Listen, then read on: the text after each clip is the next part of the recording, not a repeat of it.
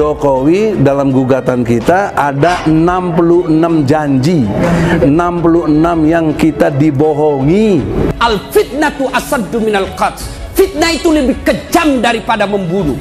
Maka saya heran sebagai anak bangsa. Mudah-mudahan Allah beri sehat pada Jokowi dan kesadarannya, kewarasannya untuk mau bertobat. Kita tidak memaksa dia mundur kalau dia mau bertobat. Akan hancur Indonesia ini kalau dipimpin oleh Jokowi gitu ya. Luar biasa kita punya negara Indonesia dibawa kepemimpinan Bapak Presiden Republik Indonesia Insinyur Joko Widodo. Menghentikan kriminalisasi kepada ulama dan aktivis, karena itu Presiden segera memerintahkan pembebasan terhadap Habib Rizik Syihab. Kriminalisasi ulama engko dhisik. Lah ono ulama berbuat jelek kemudian ditangkap, itu bukan kriminalisasi ulama, tapi itu proses hukum terhadap ulama yang kriminal.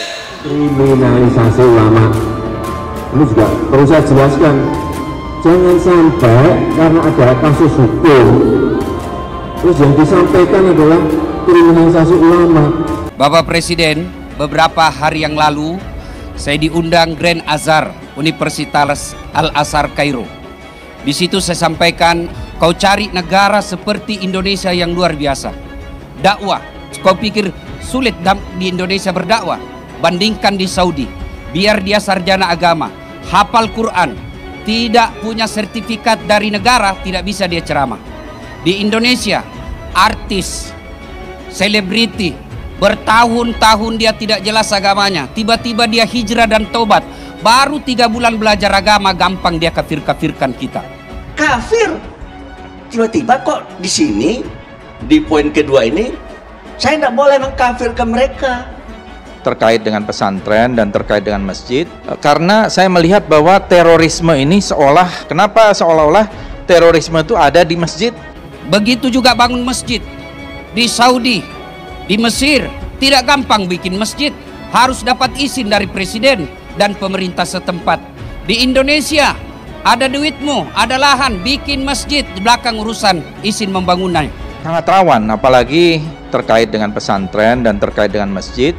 Kenapa seolah-olah terorisme itu ada di masjid, kemudian terorisme itu ada di pesantren? Belum lagi pesantren. Di mana negara segampang Indonesia bikin pesantren? Di Saudi gak sulit sekali bikin pesantren. Nggak usah negara luar negeri yang jauh. Malaysia, sesama Melayu, mau bikin pesantren biar kaya dan ulama tidak bisa tanpa izin kerajaan. Indonesia punya rumah kecil, kumpulkan penghafal Quran, jadi lagi pesantren penghafal Quran. Luar biasa Indonesia ini. Hari ini Allah lagi tunjukkan, Saat lihat kok besarnya negaramu Republik Indonesia, punya sungai lebih 4.000, baru satu sungai alhamdulillah sudah berhasil memproduksi listrik lebih 500. Nikmat apa lagi yang kau kufuri?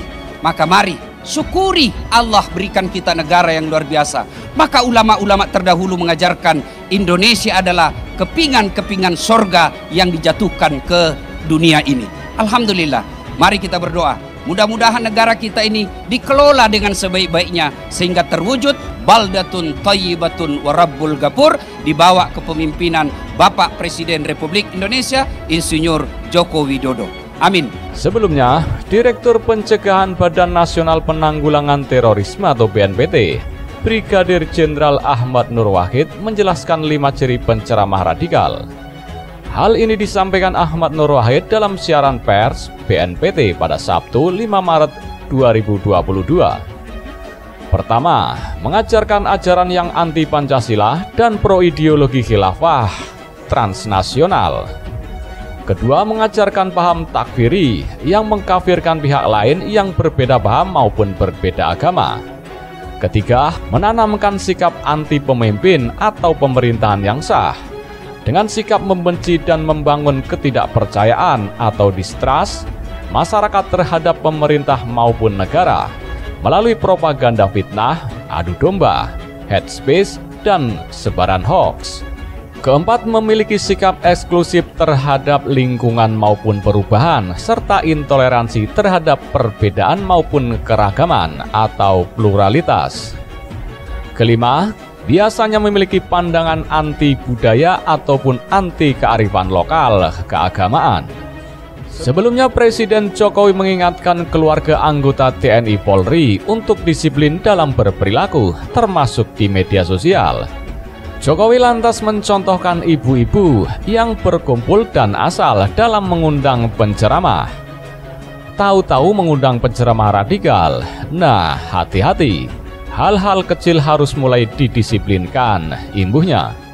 Sementara itu, dalam diskusi forum Tasfirul Afkar yang bertajuk Islam Agama Kemanusiaan di PBNU, dosen senior Monash University Melbourne, Australia, Nadir Shah Hussein, menjelaskan dua unsur yang mempengaruhi maraknya radikalisme di Indonesia. Ada unsur global dan lokal yang mempengaruhi menghangatnya Islam radikal. Berbeda dengan radikalisme global, radikalisme lokal relatif dapat lebih mudah ditangani. Sementara radikalisme global cenderung lebih kompleks dan membutuhkan tenaga yang lebih besar untuk menyelesaikannya. Sebab jenis radikalisme ini berhubungan dengan banyak hal. Ia mencontohkan bagaimana radikalisme global lahir ketimpangan dan ketidakadilan dalam skala global antara negara-negara berkembang dengan negara-negara maju. Dalam konteks negara-negara di Timur Tengah, ketidakadilan sosial semacam ini melahirkan narasi seperti Islam dulu jaya, sekarang berantakan. Narasi tersebut kemudian melahirkan gerakan dalam yang berskala global pula.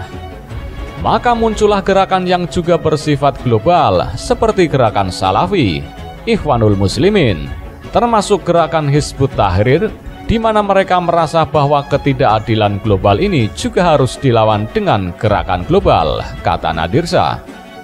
Semangat ini kemudian menjelma menjadi gerakan global yang juga mempengaruhi meningkatnya suhu radikalisme di Indonesia. Radikalisme jenis ini, lanjutnya, tidak dapat dihadapi sendirian tanpa kerjasama yang baik dalam level global. Masalah semacam ini mestinya diselesaikan dengan bekerja sama dengan kelompok dan negara-negara lain. Sebab radikalisme global ini seringkali kemudian di luar kapasitas kita sendiri, kata Nadir Shah Hussein. Hizbut Tahrir Indonesia adalah gerakan dakwah Islam berasas Islam. Karena dia dakwah Islam, pasti asasnya Islam, kan gitu. Silakan mau disebut radikal, pertanyaannya sekarang adalah radikal dalam pengertian apa? Radikal yang kita bicarakan hari ini adalah radikal yang merubah suatu bangunan yang sudah utuh, yang sudah menjadi konsensus nasional, lalu dirubah, dibuat, dibongkar. Dengan apa? Dengan sistem pemerintahan. Khilafah itu yang dibawa oleh kampanye banyak organisasi internasional. Itu kesatuan kebangsaan. Saya bingung ya. Di manalah radikalnya Pak Ismail Santoni? Sampai hari ini tidak bisa saya menemukan jawaban. Saya ini seorang ilmuwan ya. Saya tadi udah nerangin di mana radikalnya Pak Ismail. Iya, karena dia mengusung konsep khilafah. Dia nggak pernah berhenti ngusung khilafah di mana-mana. Tetapi kan Pak Ismail sudah menyatakan khilafah itu artinya kan kepemimpinan kan gitu tadi ya. Loh, khilafah itu bagian dari ajaran Islam. Ijtima ulama kemarin 2021 dengan tegas mengatakan itu bagian dari ajaran Islam, bahkan dikatakan tidak boleh. Ijtima ulama di mana? Itu Pak Ismail. Sebentar, saya bicara dulu.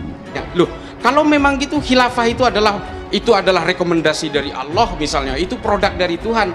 Hell no, tidak. Kita mau pakai sistem yang mana? Khulafaur Rasyidin pakai syuro, Bani Umayyah pakai al-mamlakah. Di zaman Bani Abbasiyah menggunakan ahlul halli wal aqdi. Apa mungkin hukum dari Tuhan ini berubah? Begitu juga dengan yang disebut tadi poin nomor 1, pro khilafah. Loh, khilafah itu bagian dari ajaran Islam. Saya tunjukkan dalam Al-Quran. Sebentar, surat mana yang mengatakan sistem pemerintahan itu khilafah dalam Al-Quran? Surat mana? Dan beliau pasti mengharamkan demokrasi. Pasti. Ya, kalau itu saya meskipun saya belum tanya, saya pastikan. Karena demokrasi itu memang anti. Kalau itu yang dimaksud, memang jelas sekali itu tidak sesuai dengan ajaran Islam. Kalau ditanya Pak Ismail ini Islam, saya juga Islam. Bedanya beliau pengusung khilafah, saya bukan.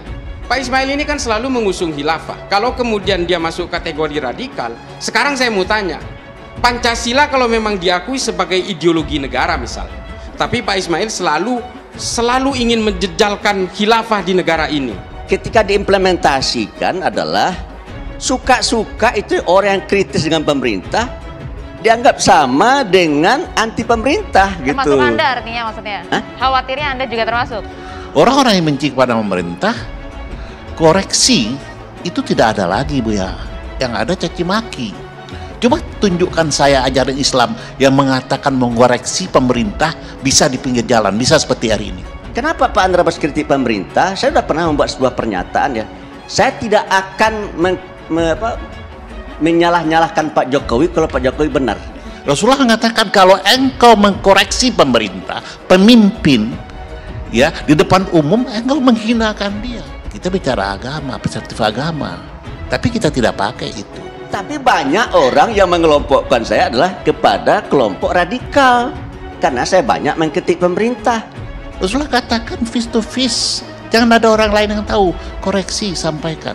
Saya salut dengan Buya Anwar kemarin menyampaikan dalam forum MUI, lalu ditanggapi langsung dengan Pak Jokowi. Ya, meskipun dalam terminologi agama nggak boleh, harus face to face.